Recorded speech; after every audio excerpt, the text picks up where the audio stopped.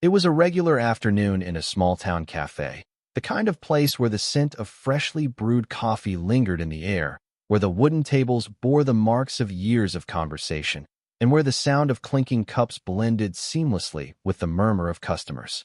The bell above the door jingled as a tall, broad-shouldered man in a neatly pressed firefighter uniform stepped inside.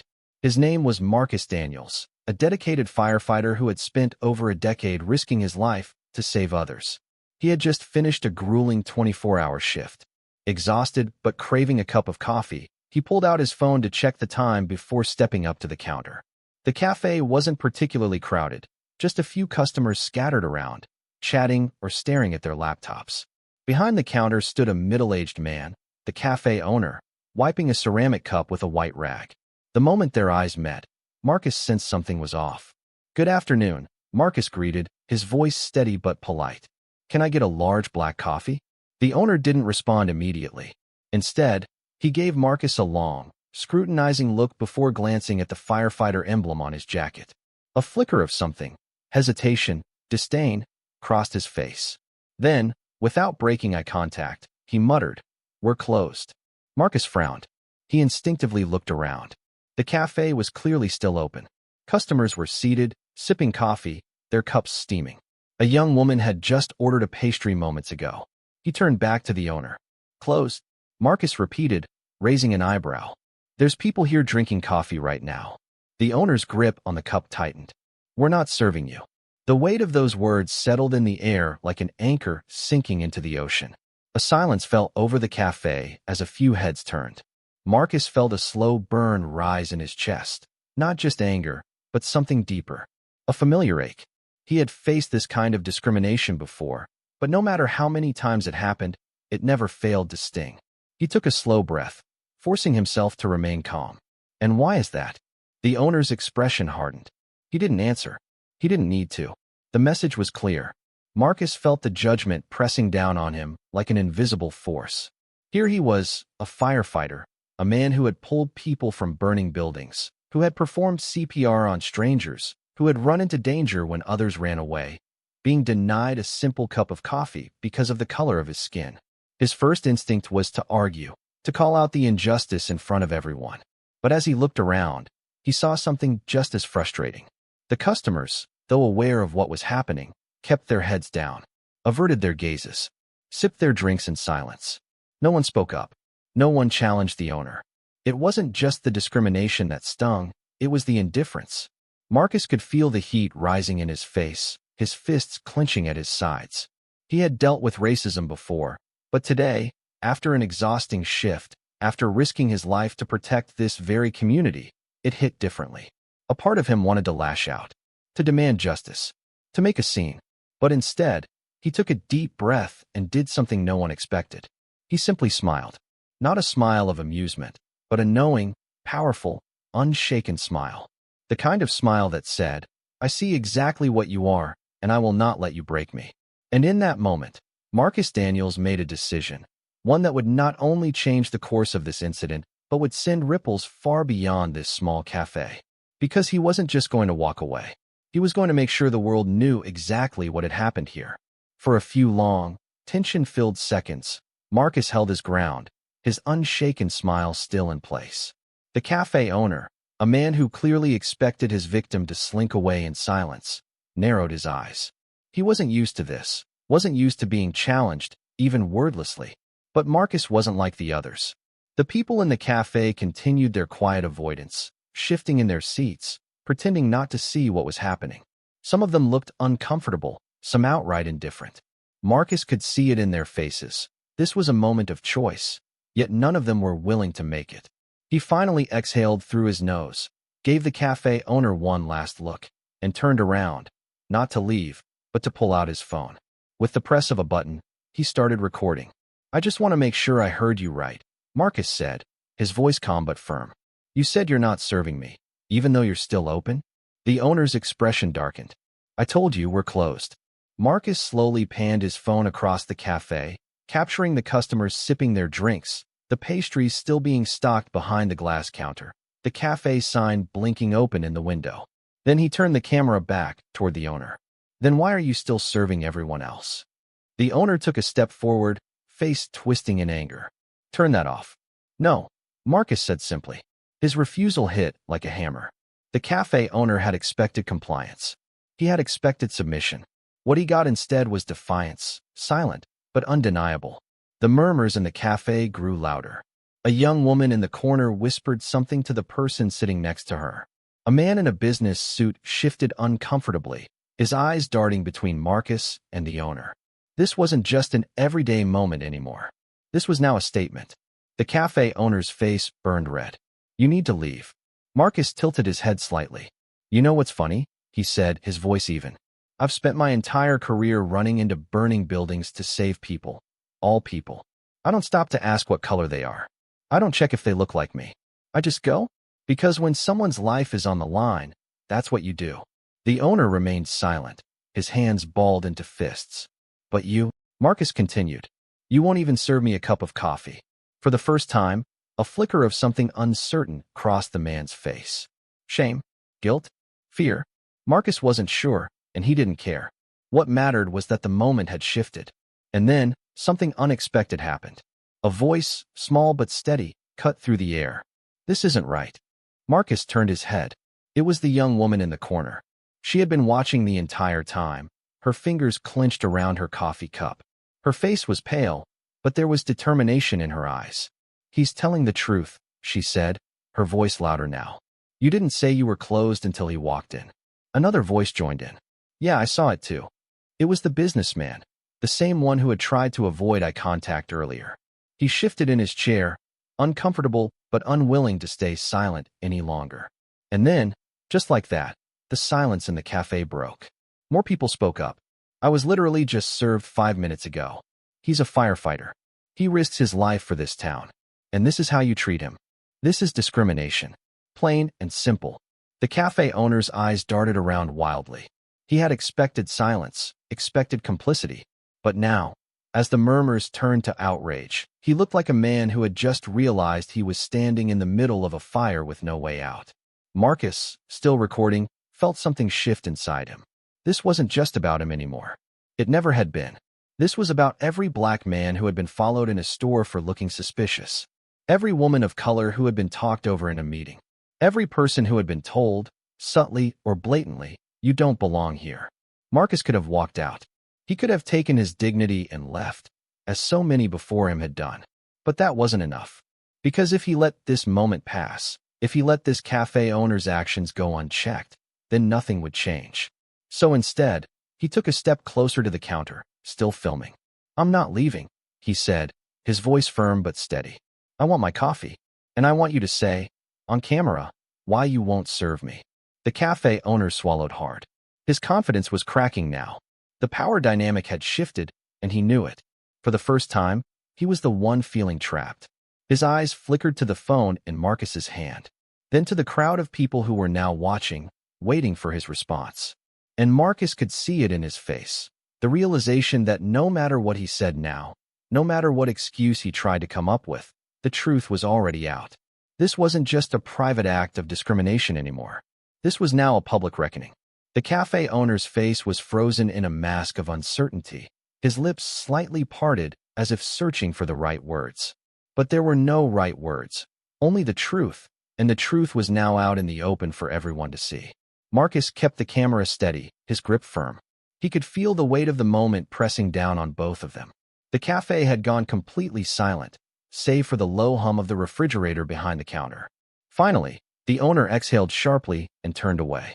I don't have to explain anything to you, he muttered under his breath, grabbing a coffee pot and slamming it down on the counter. That was it. No justification. No attempt to deny what had happened. He knew he had lost. Marcus lowered his phone, but he didn't stop recording. Instead, he turned to the growing crowd of customers who had found their voices. You all saw what just happened, Marcus said, his voice calm but charged with quiet intensity. This isn't just about me. This is about a pattern that's been happening for generations. The only difference is, today, I got it on camera.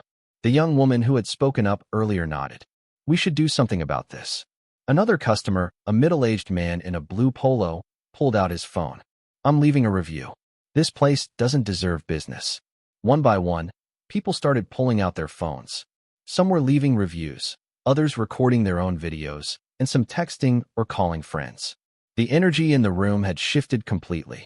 The cafe owner watched this unfold with growing alarm. His hands gripped the edge of the counter as if he were holding on for dear life. "You're making a mistake," he said, his voice thin with desperation. "You don't understand." Marcus raised an eyebrow. "No, you don't understand." With that, he turned and walked toward the door. But before he stepped out, he paused, looking over his shoulder. "Good luck with your business," he said, his tone cool. "You're going to need it." And with that, he walked out. But the fight wasn't over. The video that changed everything. By the time Marcus reached his car, he had already uploaded the video to social media. He didn't add much, just a simple caption. "Firefighter denied service at local cafe. This is how racism survives." Then he waited, and it didn't take long. Within an hour, the video had over 10,000 views. People were sharing it, commenting, tagging their friends. News outlets started reaching out. Reporters were messaging him, asking for interviews. By the time Marcus got home and sat down on his couch, his phone was buzzing nonstop. Viral. The video had exploded. It had been picked up by multiple news sources, major Twitter accounts, and local activist groups. The comments were a flood of outrage. "Unbelievable. This man saves lives, and he gets treated like this? We need to boycott this cafe immediately. This is why we need to keep exposing racism. It's everywhere." People weren't just angry, they were mobilizing. And the cafe owner? He was suddenly facing the kind of attention he never wanted. The investigation begins. The next morning, Marcus woke up to a text from a friend. "Check the news." He grabbed his phone, rubbed the sleep from his eyes, and opened up the article. Local cafe under fire for alleged racist incident against firefighter. The article detailed the viral video, the outcry, and, most importantly, the growing calls for an official investigation. The city's anti-discrimination task force had been alerted, and reporters were already at the cafe, trying to get a statement. Marcus scrolled down, and then he saw it. A quote from the cafe owner. "This is all a misunderstanding. We treat all customers fairly. We were closing at the time, and Mr. Daniels misinterpreted the situation." Marcus let out a dry chuckle. A misunderstanding? The video said otherwise. And he wasn't the only one who thought so. Within hours, local activists had organized a protest outside the cafe. Signs reading, "Racism has no place here," and "Justice for Marcus," were being waved outside the storefront. The cafe, once a quiet spot for coffee, was now the center of a firestorm. Then came the biggest blow. A reporter had done some digging and found that this wasn't the first time. A pattern of discrimination. As more people came forward, a disturbing pattern began to emerge. An older black man had commented under Marcus's video, saying he had been refused service at the same cafe last year. A Latino woman posted that she and her husband had been ignored at the counter while white customers were served first. Reporters started piecing the evidence together. This wasn't an isolated incident. This was a history of discrimination. Marcus read every story, every message, feeling a growing sense of determination. This wasn't just about him anymore. It was about everyone who had been treated as if they were less than. And now, the whole world was watching. The moment of reckoning. 2 days after the video went viral, the cafe owner finally cracked under the pressure. He released a public statement. "I deeply regret what happened, and I sincerely apologize to Mr. Daniels and the community. I never intended to discriminate against anyone, and I take full responsibility for my actions. Moving forward, we will undergo diversity training to ensure this never happens again." Marcus read the apology. It was carefully worded, crafted for damage control, designed to salvage what was left of his business. But Marcus didn't care about an apology. He cared about change, and he wasn't done yet, because now he had a platform, and he was going to use it. Marcus sat in his living room, scrolling through the hundreds of messages flooding his inbox. Some were from reporters asking for interviews, others from strangers thanking him for speaking up. But the ones that stood out the most were from people who had been through the same thing. "This happened to me last year at a different cafe, but I didn't have the courage to say anything. I'm a black paramedic, and I've dealt with this too. Thank you for standing up. My son wants to be a firefighter like you, but he's already learning that the world doesn't always treat us fairly. Your story gives me hope." Marcus exhaled, his grip tightening on his phone. This wasn't just his fight, it was everyone's fight. and it was time to take action. Organizing for change. The protests outside the cafe had grown. What started as a few outraged customers had turned into a full-fledged movement. Community leaders, activists, and even city officials had joined in, calling for accountability. Marcus knew that going viral was one thing, but real change? That required something bigger. So he got to work. That same afternoon, he made a call to a local civil rights organization. They had seen his video and were already working on a campaign to push for stronger anti-discrimination policies in local businesses. "We need to make sure this doesn't just fade away in a week," Marcus told them. "There has to be real accountability." They agreed, and within hours, a plan was in motion. A petition was launched, demanding that the cafe undergo a full investigation and implement strict anti-discrimination training. It quickly gained thousands of signatures. Marcus also reached out to other first responders, firefighters, paramedics, police officers of color, asking them to share their experiences. And the stories that came in were overwhelming. Black paramedics being mistaken for criminals when arriving at emergency scenes. Latino firefighters being ignored in command meetings. Women in uniform being questioned about whether they were really qualified. This was bigger than a single cafe. This was systemic, and Marcus was determined to make that clear. Public pressure and corporate fallout. As the movement grew, the cafe began to feel the consequences. Their Yelp page was flooded with one-star reviews. Customers stopped showing up. Companies that had once partnered with them for catering quietly pulled their contracts. Then came the biggest blow. A major coffee distributor, one of the cafe's main suppliers, announced they were cutting ties. "We stand against discrimination in all forms," the company said in a statement. "Our values do not align with this establishment's actions." That was the turning point. Within days, the cafe announced it would be temporarily closing. The owners cited safety concerns and harassment, but everyone knew the truth. The community had spoken, and they had made it clear. Racism had no place in their town. Beyond one cafe, turning a moment into a movement. But Marcus wasn't satisfied with just one business shutting its doors. That was never the goal. The goal was change. So he took things a step further. He teamed up with community leaders to propose a new initiative: mandatory racial bias training for all businesses receiving city grants. If a business wanted support from the local government, they had to prove they were fostering an inclusive environment. It wasn't an easy fight.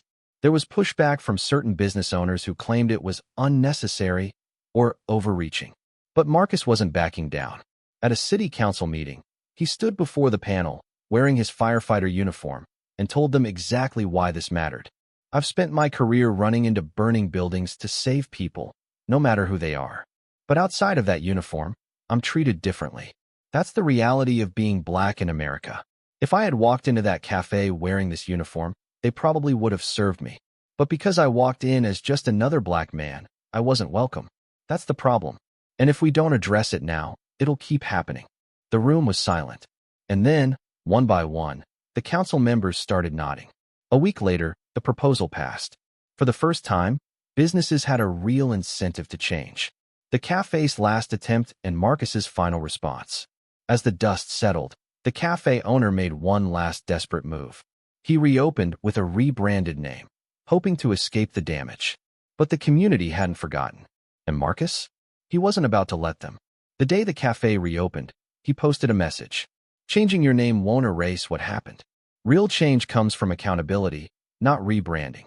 The message went viral instantly. Within a week, the cafe shut down again, this time for good. But Marcus didn't celebrate, because this was never about revenge. It was about making sure no one else had to go through what he did. And now, real change had begun. Months had passed since the incident at the cafe, but its impact was still rippling through the community. Marcus had moved forward, but the fire it ignited hadn't burned out, it had spread. The cafe that had once denied him service was now permanently closed, a for lease sign in its window. It was a quiet reminder of what had happened, a symbol of what intolerance could cost in a world that was no longer willing to look the other way. But for Marcus, this wasn't just about one business shutting down. It was about what came next, a shift in the community. Since the viral video, things had changed. The city had officially implemented the bias training program Marcus and the activists had fought for. Business owners who wanted city funding were now required to complete workshops on racial sensitivity and fair customer service practices. At first, some resisted, but as time passed, more and more businesses embraced it. Many realized that change wasn't just necessary, it was beneficial. The movement had also inspired new conversations about discrimination, not just in cafes, but across workplaces, schools, and public services. Firefighters of color in Marcus's department started sharing their own experiences more openly. Some had faced discrimination in the field, but had kept quiet, afraid of rocking the boat. Now, they felt empowered to speak up. Local news stations continued to cover the story, not just as a scandal, but as a turning point. Because for the first time in a long time, it felt like real progress was being made. Marcus's personal growth and new purpose. For Marcus, the past few months had been a whirlwind. What started as a simple attempt to get a cup of coffee had turned into something much bigger. He had never imagined himself as an activist. He was a firefighter. His job was to put out flames, not spark movements. But life had a funny way of pulling people toward their purpose. One evening, as he sat in his apartment scrolling through his messages, he came across one that made him pause. It was from a young black man, just 18 years old. "I saw your story. I've always wanted to be a firefighter, but I was scared I wouldn't be accepted. Seeing you stand up for yourself made me realize that I belong, too. I just applied for the academy. Thank you." Marcus stared at the message for a long time, his chest tightening with emotion. This was why he had spoken up. Not for revenge, not for attention, but to make sure the next generation knew they belonged. That they had every right to walk into a cafe, apply for a job, or chase their dreams without fear of being judged by the color of their skin. And that if they ever faced discrimination, they could fight back and win. Looking to the future, the cafe was gone, but the lessons it had left behind would stay with Marcus forever. He had learned that change wasn't always comfortable. It wasn't easy. It came with pushback, criticism, and moments of doubt. But it was worth it. And now, he was ready for what came next. With his newfound platform, Marcus had started speaking at local schools and community events. He shared his experience, educating young people about discrimination, resilience, and the power of standing up for what's right. He wasn't just a firefighter anymore. He was a leader, a mentor, and, most importantly, a reminder that no matter how small an act of injustice might seem, it was always worth fighting against. Because one moment of courage could change everything. Final reflection. As Marcus walked into his fire station for his next shift, the scent of coffee filled the air. "Morning, Daniels," one of his fellow firefighters called out, holding up a fresh cup. "Black, no sugar, just how you like it." Marcus chuckled, shaking his head. "Appreciate it." He took the cup, feeling the warmth in his hands. This time, there was no tension, no anxiety, no second-guessing whether he belonged. Because he did belong, and no one could ever take that away again.